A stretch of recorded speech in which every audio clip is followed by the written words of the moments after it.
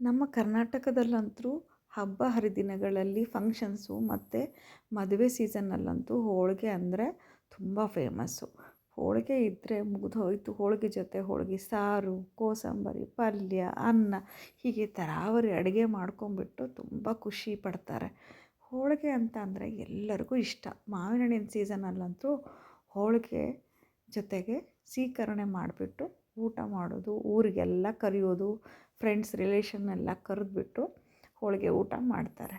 ಹೋಳಿಗೆ ಜೊತೆ ಬಿಳಿ ಹೋಳಿಗೆ ಅಂತಲೂ ಮಾಡ್ತಾರೆ ನಮ್ಮಲ್ಲಿ. ನೀವು ಕೂಡ ಹೋಳಿಗೆ ಮಾಡ್ತೀರಾ? ಯಾರಿಗೆಲ್ಲ ಹೋಳಿಗೆ ಇಷ್ಟ ಕಮೆಂಟ್ ಮಾಡಿ. ಹಾಗೂ ಹೋಳಿಗೆಗೆ ಇನ್ನೊಂದು ಹೆಸರು ಒಬ್ಬಟ್ಟು ಅಂತಲೂ ಕರೀತಾರೆ. ನಾವು ನಮ್ಮ ಕಡೆ ಹೋಳಿಗೆ ಅಂತೀವಿ. ನೀವೇನಂತ ಕರಿತೀರಾ ಕಮೆಂಟ್ ಮಾಡಿ. ಹಾಗೂ ಯಾರಿಗೆಲ್ಲ ಹೋಳಿಗೆ ಇಷ್ಟ, ನಿಮಗೆ ಯಾವ ಥರ ಸ್ವೀಟ್ ಇಷ್ಟ ಅನ್ನೋದನ್ನು ಕಮೆಂಟ್ ಮಾಡಿ ತಿಳಿಸಿ.